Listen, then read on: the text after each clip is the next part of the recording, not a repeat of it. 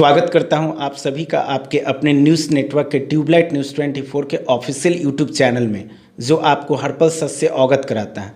मैं हूं अमर और आज हमारे बीच हैं विक्रम विधानसभा से जो नए प्रत्याशी के रूप में विधायक लड़ने के लिए तैयार हैं और उनका नाम है नागेंद्र कुशवाहा जी।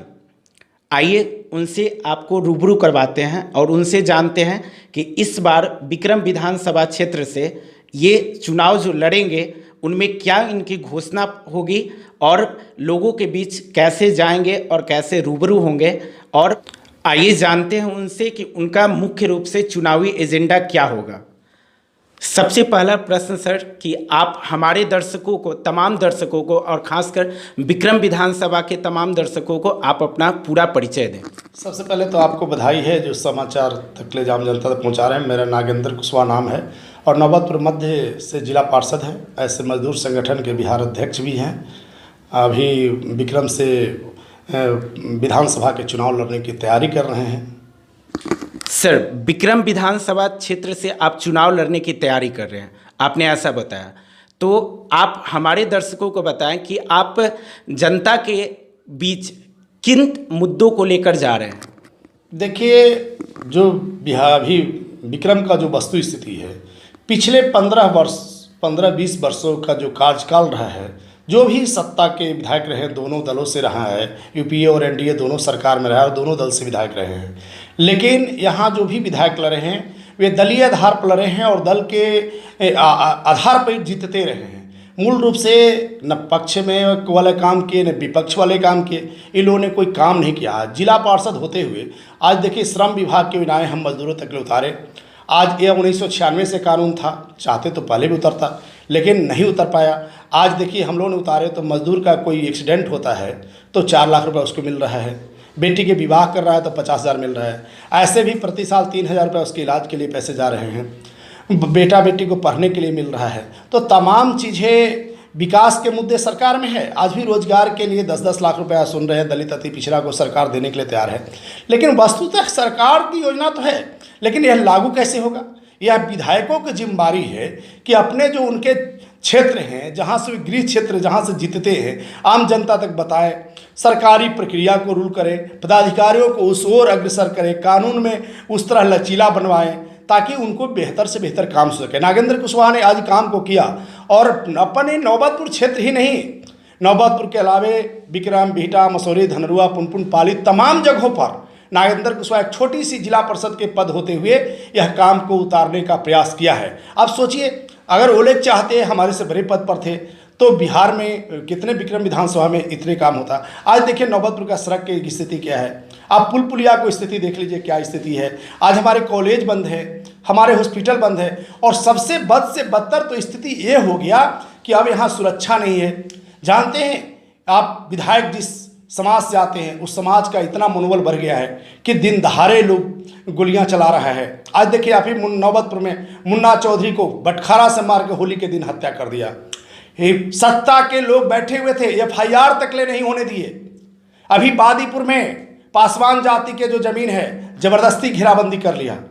वहाँ सत्ता के लोग हैं उसी को मदद कर रहे हैं, थाना पुलिस उसी को मदद कर रहा है। बेचारा जाए तो कहाँ जाए। तो ये वस्तु स्थिति इस तरह से बना हुआ है कि किसको कहा जाए। तमाम जगह पर एक घटनाएं घट रही है। उदय साव पतूत में उनको थप्पड़ चलाया गया। आपको हद होगा जान करके, नागेंद्र कुशवाहा जिला परिषद जिस समय जीते थे, हमारे ऊपर उनके लोग ने थप्पड़ चला दिया था जीतने के बाद। आपको पता होना चाहिए। बताइए, एक जनप्रतिनिधि पर थप्पड़ चला देना यह मनोबल को क्या दिखाता है। नागेंद्र कुशवाहा पर भी थप्पड़ चला था, जीत के आए थे, 1-2 महीना के बाद हमारे ऊपर थप्पड़ चलाया गया था। अब बता रहे नभी मुखिया जो आप चंद्रवंशी समाज के थे, संजय जी, उनकी हत्या करवा दिया गया। तो आप ये जान जाइए कि सत्ता में जो बैठे लोग हैं वे दलित और अति पिछड़ा पर अत्याचार कर रहे हैं और अपने लोगों से उन पर प्रहार करा रहे हैं ताकि वो दबे रहे, आगे नहीं बढ़ सके। तो सबसे पहला है जो दबे कुछ लोग हैं, दलित है, अति पिछड़ा है, कुशवाहा है, जादव है, अन्य वर्ग है, मुस्लिम है, अल्पसंख्यक है, इन लोगों को सुरक्षा प्रदान करना सबसे बड़ा हमारा मुद्दा है। आज देख लीजिए नौबतपुर में शिवम होटल पर गोलीबारी हो रही है, लख में हमारे पाल होटल पर गोलीबारी हुआ। आखिर किन लोगों ने गोली चलवा रहा है? उन लोगों पर क्यों नहीं सजा हो रहा है? क्यों नहीं ट्रायल हो रही है? तो निश्चित रूप से कहीं न कहीं सत्ता में जो बैठे लोग हैं वे अपराधियों को संरक्षण दे रहे हैं, और हमको मुख्य मुद्दा होगा कि नौबतपुर को अपराध मुक्त करना। तो इस प्रकार से विकास के एजेंडा पर भी फेल हैं और सुरक्षा के एजेंडा पर भी फेल है। स्कूल, कॉलेज और हॉस्पिटल के दशा को दिख ही रहे हैं। हम लोगों से आह्वान कर रहे हैं कि भाई जो भी गरीब लोग हैं, आप विगत 15-20 वर्षों में जो आपके ऊपर अत्याचार हुआ है, यही मौका है सत्ता बदलने का। आप लोग एकजुट होइए। अगर आप लोग एकजुट होइएगा तो निश्चित तो 2.5 लाख पिछड़े दलित लोग का वोट है, 85,000 लोगों का वोट है और वो विधायक बन रहे हैं, और 2.5 लाख होकर के आप पीछे हट रहे हैं। आप पर प्रहार हो रहा है, आप पर गोलियां चल रही है, आप पर लाठी चल रही है, आपके प्रतिनिधियों पर थप्पड़ चलाए जा रहे हैं, आपके प्रतिनिधियों की हत्या की जा रही है। फिर कैसे हो पाएगा? आप कैसे आगे बढ़ पाइएगा? तो मुख्य मुद्दा लोग की सुरक्षा और विकास है। सर, अगला प्रश्न हमारा है कि आपका विकास का मुख्य रूप से कार्य क्या क्या होगा? देखिए, सबसे पहले तो हमारा कृषि क्षेत्र है, कृषि को विकसित करना पड़ेगा। 15-20 सालों में जो भी नलकूप थे हमारे यहाँ सरकारी, वे ठप पड़ गए। अब सबसे पहले उन नलकूप को चालू करना पड़ेगा। जिस क्षेत्र में नलकूप नहीं है, नए नलकूप लगाना पड़ेगा। हमारे जो नहर पुराने हैं उनको पूरी तरह से सफाई करना पड़ेगा। जिस क्षेत्रों में नहर का विकास नहीं हुआ है उस क्षेत्र में नहर ले जाना पड़ेगा। बहुत सारे हमारे यहाँ पाइन पोखर हैं, उसको बांध करके उसमें सुलिस गेट लगाना होगा।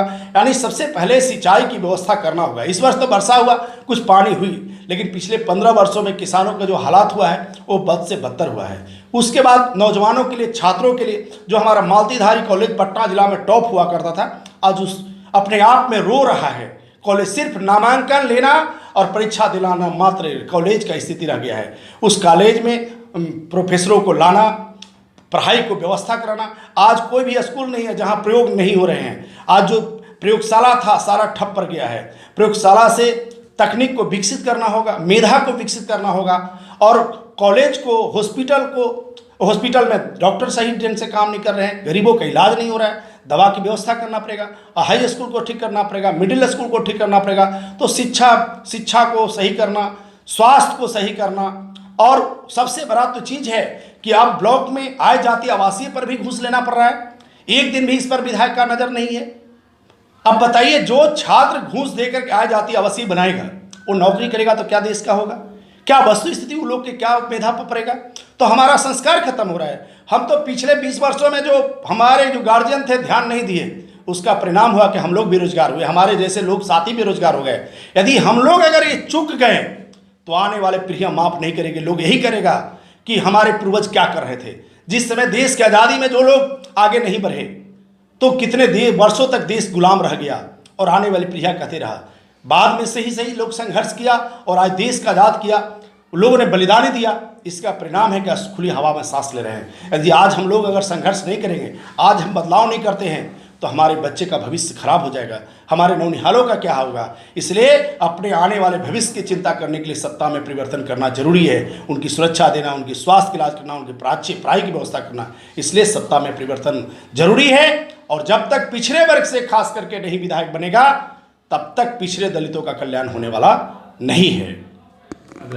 सर, अगला प्रश्न हमारा यह आपसे रहेगा कि वर्तमान जो विधायक हैं उनके कार्यकलापों से जनता कितना संतुष्ट है? जब आप जनता के बीच जाते हैं तो उनकी आवाज़ को सुनते होंगे, उसके बारे में आप हमें बताएं। देखिए, वर्तमान विधायक के कार्यकलाप तो एक प्रतिद्वंदी होने के नाते हम अगर कहेंगे तो आप जनता नहीं मानेगी। आप मीडिया के साथी हैं।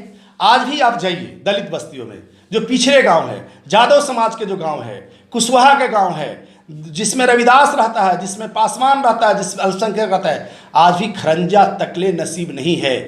आप जाइए, उनके जो समाज के गांव है ऊपर ढलाई पर ढलाई हो रहा है, लेकिन गांव के गली देखने से पता चलता है कि यहाँ गरीब गुरबा लोग रहता है, यहाँ दलित और अति पिछड़ा लगता है। ये भेदभाव है। आज वो चापाकल ऐसे घरों में दिए जा रहे हैं, उनके फंड का होगा, सरकारी फंड है जिसमें समरसेबुल डाले जा रहे हैं। आज अगर जांच होगी तो वो जेल जाएंगे, जो स्थिति बनी हुई है। लेकिन वो नहीं समझ रहे हैं को गलियों में गाड़ना है, सरकारी जगहों पर गाड़ना है, लेकिन तमाम जगह पर। और आज भी जो गलियां हैं आप देखते होंगे, जाते हैं तो जो गरीब की गलियां हैं, जादव समाज का, कुशवाहा समाज का, दलित समाज का, अल्पसंख्यक समाज का, आज भी ईंटा भी नसीब नहीं हुआ है। जबकि मिला जुला करके 20 सालों से ही हैं, एक साल में 3 करोड़ रुपया मिलता है, 20-60 करोड़ रुपया लोग को मिला होगा, लेकिन आज भी नौबतपुर की गलियों में कीचड़ लग रहा है, आज भी ईंट नहीं हुआ है। तो मिला जुला के विकास का क्या पैमाना है, इसी से अंदाजा लग सकते हैं। हॉस्पिटल का स्थिति है, रोड का स्थिति है, आप रोड को देख लीजिए, कहीं कोई रोड नहीं बना है। तो तमाम चीज़ें हैं जो वस्तु स्थिति है विकास के लिए, हमें क्या कहना है, हमसे ज़्यादा आप देख रहे हैं जो समाज को दिखा रहा है। अगला प्रश्न हमारा आपसे यह है कि जातिगत आरक्षण और आर्थिक आधारित आरक्षण पर आपकी क्या राय है? देखिए अमर जी, सबसे पहले आरक्षण को समझना होगा। आरक्षण जो है, आरक्षण का मतलब होता है कि जिस जगह पर जिसकी उपस्थिति नहीं है उसको रिजर्व करके लाया जाता है। मान लें कि हम रेलवे की बहाली करते हैं, रेलवे में देखा जाता है कितने लोग नौकरी करते हैं। मान ली 50 को सीट है, जनरल कैटेगरी से कितना पहुंचता है, जनरल से अगर 50 को में कोई 40 पहुंच जा रहा है, उसके बाद यादव नहीं पहुंचता है, दलित नहीं पहुंचता है, अल्पसंख्यक नहीं पहुंचता है, तो हम उसके लिए रिजर्व करते हैं और रिजर्व करके उसको लाते हैं, सुरक्षित कर दिया जाता है सीट के, इतना सीट यही लोग होंगे। तो निश्चित रूप से आरक्षण पूर्णतः उसी को मिलना चाहिए जिसकी उपस्थिति नहीं है। जैसे हम लोग के आज रालोसपा उठा रही है कि न्यायपालिका में जो कॉलेजियम लगा है वहाँ पर जज जो है एक ही वर्ग के, सामान्य वर्ग से ज़्यादा हो जा रहे हैं। उसमें कुशवाहा का प्रतिनिधित्व नहीं है, यादव का प्रतिनिधित्व नहीं है, अल्पसंख्यक का प्रतिनिधित्व नहीं है, दलित का, यहाँ तक कि 300-400 घर से बन रहे हैं। सामान्य वर्ग के लोग भी वहाँ नहीं पहुँच सकते अन्य घर से, जबकि आईएएस बन सकता है दलित लोग, आईएएस अल्पसंख्यक बन सकता है, कुशवाहा यादव आईएएस बन सकता है, लेकिन जज नहीं बन सकता है। तो वहाँ रिजर्वेशन का मकसद ये है। तो हमें रिजर्वेशन में ये देखना होगा कि जो भी बहालियाँ निकाल रहे हैं उसमें किस वर्ग की उपस्थिति नहीं है। और वैसी स्थिति में बाबा साहब अम्बेडकर ने जो शोध किया देश में, उसमें निश्चित रूप से लाया कि कुछ जातियाँ ऐसा है जो हमारे यहाँ शिक्षित नहीं है, हमारे यहाँ बहुत सारा सामाजिक स्तर पर नीचे है, अछूत जिसको देखा गया वो उसको वहाँ जगह नहीं मिली है। इसलिए जातीय आधार पर रिजर्वेशन करने का संविधान में वर्णन हुआ और जातीय आधार पर वर्णन करके हम लोग वहाँ पहुँचने का उन्होंने बनाया। बीच में आई, ठीक है कि भाई जो आर्थिक आधार हो, लेकिन आर्थिक आधार कोई कैटेगरी नहीं है, क्योंकि आज जो झुका हुआ चीज़ है वो उस कास्ट का प्रतिनिधित्व होता है कि नहीं होता है। तो कास्ट अगर वहाँ पहुँचे हैं तो अपने बिहार में एक और फैक्टर चल रहा है, देश में भी फैक्टर चल रहा है। आप सुने होंगे मोदी जी जब प्रधानमंत्री बने थे तो एक नारा चला था, अति पिछड़ा का बेटा है, चाय बेचने वाला का बेटा है। यानी यह मुद्दा था कि अब अति पिछड़ा का बेटा अगर प्रधानमंत्री बनेगा तो अति पिछड़ों पर विशेष ध्यान देगा, आरक्षण पर विशेष ध्यान देगा। हुआ तो उल्टा। तो निश्चित रूप से कहीं न कहीं आरक्षण में जो कास्ट नीचे है, दबा कुचला है, जिसका प्रतिनिधित्व नहीं हो रहा है जिस विभाग में। आज ही देख लीजिए लोकसभा विधानसभा में SC ST को आरक्षण दिया गया है, इसलिए कि जनरल सीटों पर नहीं जीत सकते हैं। आज रामविलास जी हमारे बहुत बड़े लीडर हैं, पाटलिपुत्रा से चुनाव लड़ा लीजिए, हार जाएंगे। जहानाबाद उनको लड़ा दीजिए, हार जाएंगे। इतने बड़े लीडर हैं, देश के स्तर पर लीडर हैं। जगजीवन बाबू देश स्तर के लीडर थे, लेकिन जनरल सीट पर नहीं जीत सकते थे। इसलिए रिजर्वेशन दिया गया कि नहीं, इतना सीट से ये जाएंगे। तो रिजर्वेशन का मतलब है जातीय आधार पर हुआ। अगर आर्थिक आधार पर करना है तो लोकसभा में आरक्षण कर दीजिए आर्थिक आधार पर, क्यों नहीं, सबको मिलना चाहिए। लेकिन कहाँ हो रहा है, वहाँ तो जातीय आधार पर है। विधानसभा में आरक्षण करिए आर्थिक आधार पर, कहाँ हो रहा है, जातीय आधार पर हो रही है। तो ऐसी स्थिति में जो हमारा पूर्व से जातीय आरक्षण था वही बेहतर है, आर्थिक आरक्षण पर कहीं भी नहीं है। आज देखिए IAS के एग्जाम हुआ, जानते हैं OBC से नीचे सामान्य वर्ग के लोग कम नंबर ला करके IAS बन गए, लेकिन अधिक नंबर ला करके OBC के लोग पीछे हो गए। आज IAS की संख्या गिनिए, कितने IAS लोग हैं अपर कास्ट के, अब पिछड़े दलित कितना है, आज भी संख्या में वो ज़्यादा हैं, और फिर उन्हीं को रिजर्वेशन में ज़्यादा मिल गया। तो आरक्षण का मतलब है कि जिस समाज का प्रतिनिधित्व नहीं हो रहा है। हम लोग गाँव में भी मीटिंग करते हैं, सब जात के लोग रहता है तो कमेटी बनाना रहता है, तो होता है हर जात से एक को ले लीजिए जी, लेते हैं ना, और एक अध्यक्ष बना लीजिए। इसलिए ना क्या उस जात की कोई समस्या होगी तो वो अपना बात को रखेगा। तो इसी प्रकार हमारे संविधान में भी वर्णित था कि जितने समाज के लोग हैं सबका प्रतिनिधित्व करने के लिए जातीय आधार पर वहाँ प्रतिनिधित्व हो, अपनी जात को समझ सके। तो कहीं से बेहतर होगा कि जातीय आधार पर जो आरक्षण है, जब तक ले वो समाज उठा नहीं है तब तक उस समाज को उठाने में मदद होनी चाहिए, मेरा यही कहना है। सर, हमारा आखिरी प्रश्न आपसे यह रहेगा कि आप अपने पार्टी का मुख्य एजेंडा हमारे दर्शक को बताएं। देखिए, मुख्य एजेंडा जो रालोसपा का है उसमें सिंचाई है, दवाई है, सुनवाई है, कार्रवाई है। अब सिंचाई में किसानों के समुचित सिंचाई की व्यवस्था हो जाए, खेती आगे बढ़ेगा। सुनवाई है, थाने पर सुनवाई हो, कोई भी मुकदमा है, किसी की बात है, बढ़िया से सुना जाए ताकि उसको न्याय हो।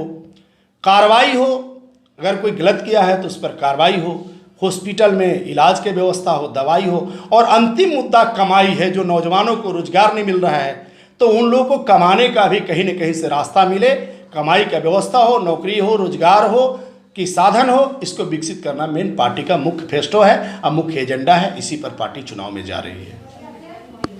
बहुत बहुत धन्यवाद सर, आपका कीमती समय देने के लिए।